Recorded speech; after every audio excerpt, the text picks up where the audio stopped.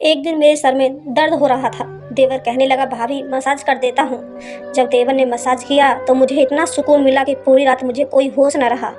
फिर मैं रोजाना की देवर से मसाज करवाने लगी और उस दिन मेरे जिस्म पर भी तेल लगा था और मुझे कोई होश न था। अगले दिन मैंने कैमरा लगाकर देवर को बुलाया और जब सुबह उठी तो कैमरे में देखा तो मेरी रूह कांप गई।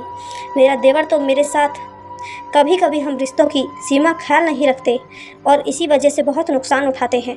हर रिश्ते की एक लकीर होती है और अगर इंसान उस लकीर को पार कर जाए तो वो रिश्ता उसके लिए बवाल बन जाता है। मेरे साथ भी कुछ ऐसा ही हुआ था। मैं एक रिश्ते में अपनी हद पार कर गई थी और इसलिए बर्बादी मेरा नसीब बन गई थी। जो कुछ मुझ पर गुजर चुकी थी वह मेरे लिए भूलना बहुत मुश्किल था। पिछले कुछ दिनों से मेरा सर दर्द से फट रहा था और कोई गोली ऐसा नहीं कर रही थी। मेरी रात की नींद ना होने की बराबर थी।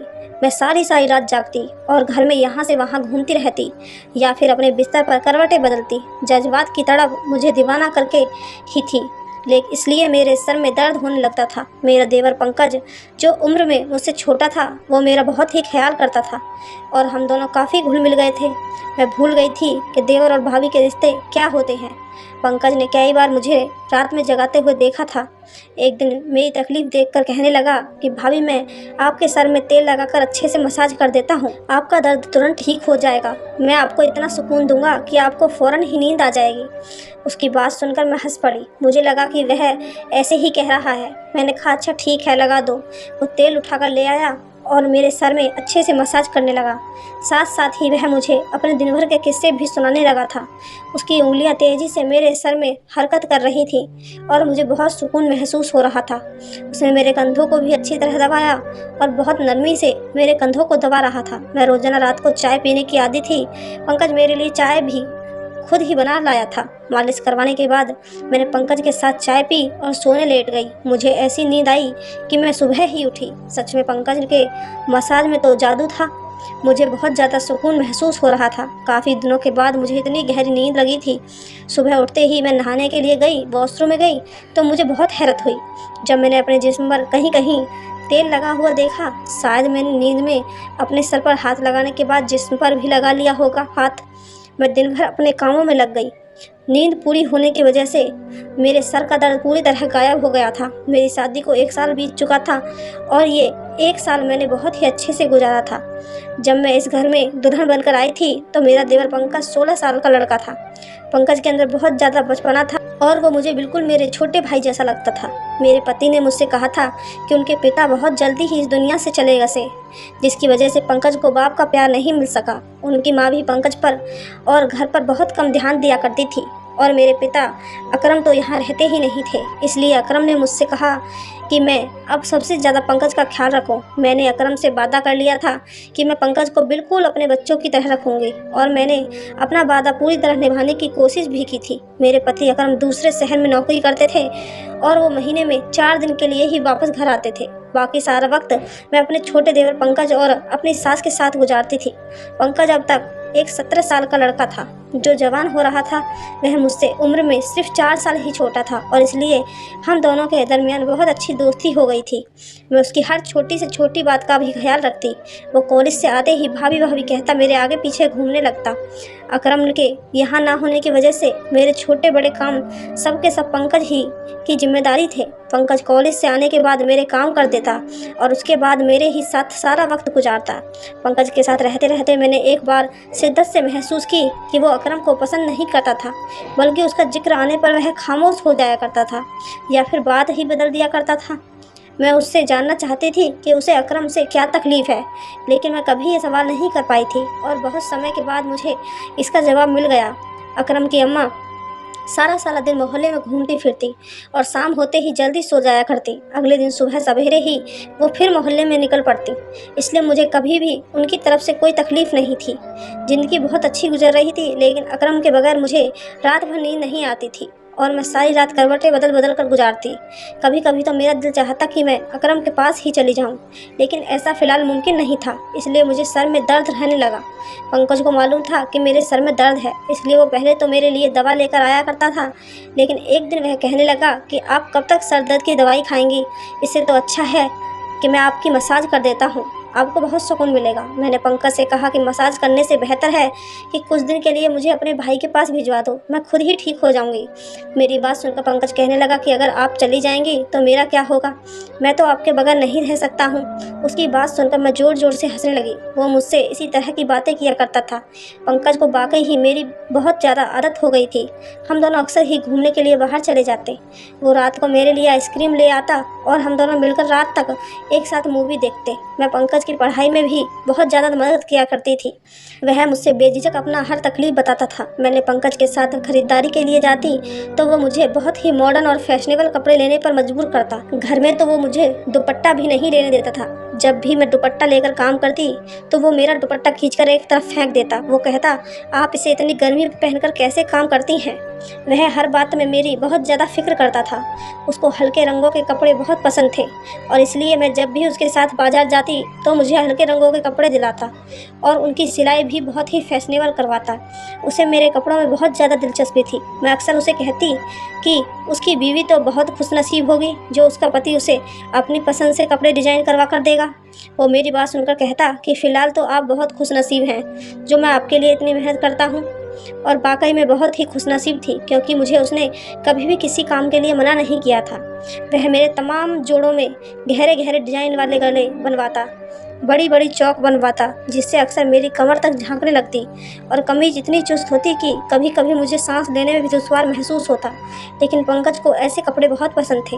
मैं उसे अपने बच्चे की तरह रखती थी, इसलिए कभी भी उसकी पसंद का जोड़ा पहनने के लिए मना नहीं करती थी। हल्के गुलाबी रंग का जोड़ा पहने एक दिन मैं किचन में काम कर रही थी। गर्मी बहुत ज़्यादा थी और मेरा पूरा जिस्म पसीना पसीना हो रहा था।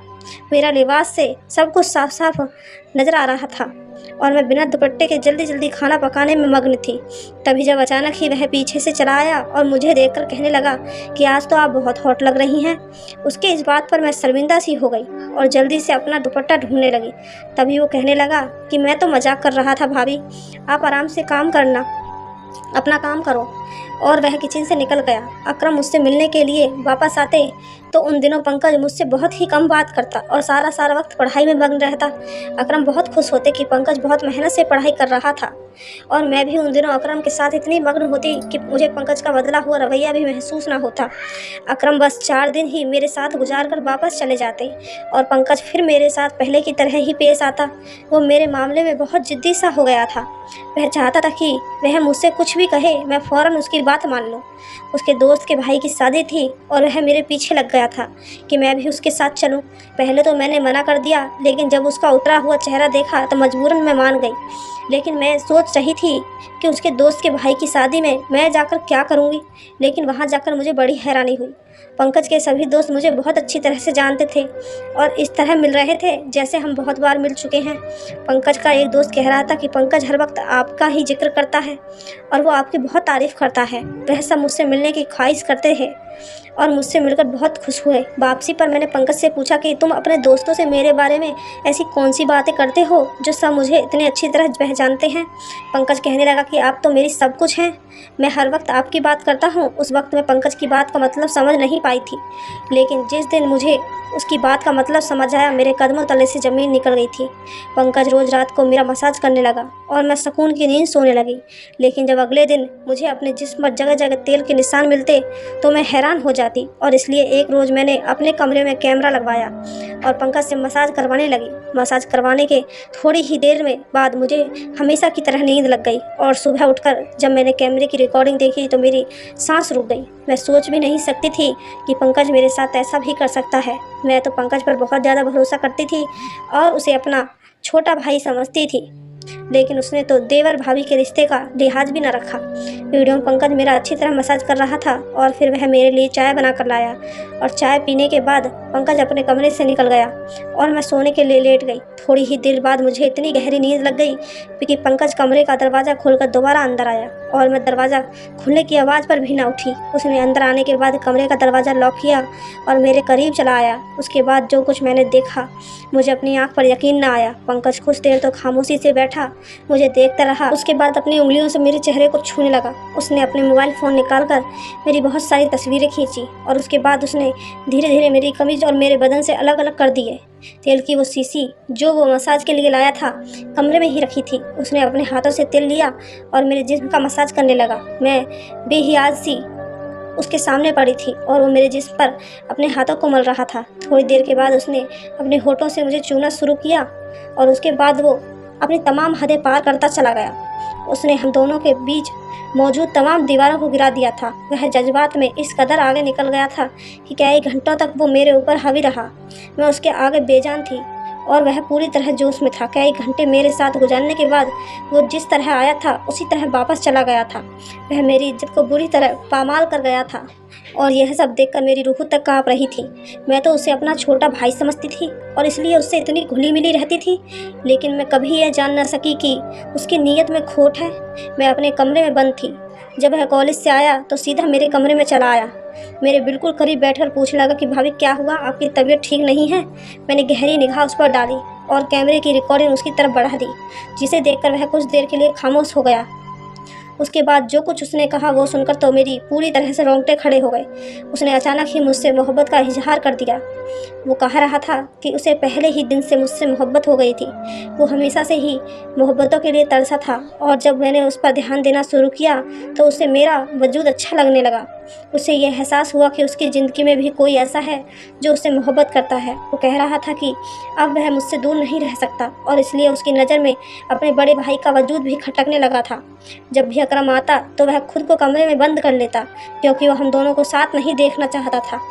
अकरम से तो वो यूं ही पहले से नफरत करता था, क्योंकि अकरम के अब्बा अकरम से बहुत मोहब्बत करते थे और मरने से पहले उन्होंने ये घर भी अकरम के नाम कर दिया था। मेरा और अकरम का साथ उसे बहुत चुभता था और वह जब भी मेरे लिए ख़रीदारी पर जाता तो जानबूझकर मुझे ऐसे लिबास लेने पर मजबूर करता जिससे वह मेरे वजूद को देख सके। उसे हल्के रंग पसंद नहीं थे, बल्कि हल्के हल्के रंगों से मेरा छलकता हुआ वजूद पसंद था। वो कह रहा था कि मैं खूबसूरती से कायल हो चुका था। वो बस मुझे पाना चाहता था। उसके लिए अपने जज्बात को काबू में रखना बहुत मुश्किल हो गया था। जब वो मुझे आधी आधी रात तक जागते हुए देखता तो यह बात उसे बेचैन करती कि मैं उसके भाई की याद में जाग रही हूँ। उसकी ख्वाहिश थी कि मैं उसके लिए बेचैन रहूं और ज़िंदगी भर उसके साथ रहूं। वह मुझे अपने भाई से दूर करना चाहता था और अपने करीब लाना चाहता था, इसलिए उसने मेरा मसाज करना शुरू कर दिया ताकि मैं सुकून से सो जाऊं। और वह मेरी चाय में नींद की दवा भी मिलाकर लाता और जब उसे यकीन हो जाता कि मैं गहरी नींद में हूँ तो वह फ़ौरन ही मेरे कमरे में चला आता और अपने प्यासे वजूद को पूरा कर जाता। उसने अपने दोस्तों को भी ये बात बता दी थी कि वो मुझसे मोहब्बत करने लगा है और उसके दोस्तों ने ही उसे ये तरीका बताया था। पंकज और उसके दोस्त जवानी की दहलीज पर थे, इसलिए वो सही और गलत से बेखबर होकर मेरी इज्जत से खेल रहे थे। पंकज की बात सुनकर मेरी आंखों से आंसू बह रहे थे। उसने ये सब कर दिया था और मैं उसके भाई की बीवी थी और वो मेरे बिस्तर तक आ गया था। मैं शर्म से पानी पानी हो गई थी। मैंने नफरत से एक निगाह पंकज पर डाली तो वो मेरे कदमों में बैठ गया और कहने लगा कि वो बस मुझसे मोहब्बत चाहता है और मेरी नफरत उसे मार डालेगी। बाप की जुदाई के साथ साथ वो तो अपनी माँ की लापरवाही भी बर्दाश्त नहीं कर पाया। वह कह रहा था कि अम्मा ने कभी भी उसके जज्बात और ज़रूरतों का ख्याल नहीं रखा, बल्कि सारे मोहल्ले के चक्कर लगाती रही। वह पूरी तरह तन्हाई का शिकार था। जब मैं इस घर में आई तो उसकी तन्हाई मिट गई। उसने अपने आप को पूरी तरह मेरे साथ मसरूफ़ कर लिया। मैंने पंकज को धक्का देकर अपने पैरों के पास से हटाया। मैं उसकी शक्ल भी नहीं देखना चाहती थी। उसने जो कुछ मेरे साथ किया था मैं उसे माफ़ नहीं कर सकती थी। मैं जानती थी कि इसमें सारी गलती पंकज की नहीं है। वो बाकी रिश्तों को तरसा हुआ था और मुझे पाकर वह अपनी हद भूल बैठा था। इसमें गलती मेरी भी थी। मैंने भी कभी उसे सही और गलत नहीं बताया। उसने जब भी मेरे लिए लिबास सिलवाए तो मैं उसे उसकी पसंद समझकर कबूल करती गई। मैं बगैर दुपट्टे के ही उसके सामने सारे घर में घूमती रहती। मैं उसे अपना छोटा भाई जरूर समझती थी, लेकिन वह मेरा छोटा भाई था नहीं। मेरे उसके बीच देवर भाभी का रिश्ता था और मैंने इस बात का ख्याल नहीं किया था। आजकल के दौर में जहाँ 13 साल का बच्चा भी हर बात से पूरी तरह वाकिफ़ होता है, मैंने कैसे सोच लिया कि मेरा 17 साल का देवर एक छोटा सा बच्चा है। मैंने उससे कहा कि बेहतर यह है कि वो मुझसे दूरी बना ले और मुझे अपनी शक्ल तक ना दिखाए। मेरे लिए अब उसके साथ एक छत के नीचे रहना मुश्किल हो गया था। पंकज ने मुझसे फरियाद की थी कि मैं ये बात उसके भाई को ना बताऊं। मुझ में तो खुद इतना हौसला नहीं था कि मैं अकरम को खुद इतनी बड़ी सच्चाई कैसे बता सकती थी। वो बहुत शर्मिंदा था और अपने कमरे में चला गया, लेकिन मैं खुद भी अपनी नज़रों में गिर गई थी। मैंने फ़ौरन अकरम को फ़ोन मिलाया और उनसे कहा कि अब मैं उनके बगैर नहीं रह सकती, या तो वो खुद वापस आ जाएं या मुझे अपने पास बुलाएं। मेरी बात सुनकर अकरम पहले तो हैरान रह गए कि मुझे अचानक क्या हुआ है, लेकिन जब बार बार मैं कहने लगी तो वो कहने लगे कि मैं जल्द ही मुझे अपने पास बुला लेंगे। वो मुझसे कुछ वक्त मांग रहे थे ताकि वह मेरे रहने का कोई इंतजाम कर सके और अपनी माँ से भी इस बारे में बात करेंगे। मैंने अकरम से कहा कि वह 15 दिन के अंदर अंदर मुझे अपने पास बुला लें, नहीं तो मैं हमेशा के लिए अपने घर लौट जाऊँगी। अकरम ने वादा किया कि वह 15 दिन में आकर मुझे अपने साथ ले जाएंगे। मैंने ये 15 दिन खुद को कमरे में बंद करके गुजारे। मैं पंकज की शक्ल भी नहीं देखना चाहती थी और जो कुछ हो चुका था मैं उसे पूरी तरह भूल जाना चाहती थी। मेरी सास को अब भी अपने घर का होश नहीं था। उन्हें अपने घर से ज़्यादा सारे मोहल्ले की फिक्र थी। अगर वह दूसरों की खोज में रहने के बजाय अपनी औलाद का ख्याल रखती तो शायद पंकज यूँ इस चीज़ का शिकार न होता। पंकज अकेलेपन का शिकार होकर अपने रास्ते से भटक गया था। हर रिश्ते की एक हद होती है और मैंने अपने और पंकज के इस रिश्ते को उस हद को भुला दिया था और उसी का खामियाजा मुझे भुगतना पड़ा था। मैंने अपने सारे पुराने लिबास जला दिए। अब मुझे एहसास था कि मैं इस घर में एक गैर के साथ मौजूद हूँ और मुझे अपने आप को उससे ढककर रखना है। कभी कभी हम बहुत सी चीज़ों को बहुत छोटा समझ लेते हैं, लेकिन वो इतनी छोटी होती नहीं है जितनी की नज़र आती है। मुझे अपने दुपट्टे की कीमती होने का एहसास आज हुआ था जब मैं लुट चुकी थी। जो लोग भी ये कहानी सुन रहे हैं, आपसे मैं यही कहना चाहती हूँ कि अपने वजूद को संभाल के रखो, बहुत कीमती है। तो दोस्तों, आप हमें कमेंट करके ज़रूर बताइएगा कि आज के दौर में हम लोगों को किसी पर भी ऐसे ही भरोसा कर लेना चाहिए या नहीं करना चाहिए। आपको मेरी कहानी कैसी लगी कमेंट करके ज़रूर बताना और अपनी राय कमेंट बॉक्स में ज़रूर देना। धन्यवाद दोस्तों।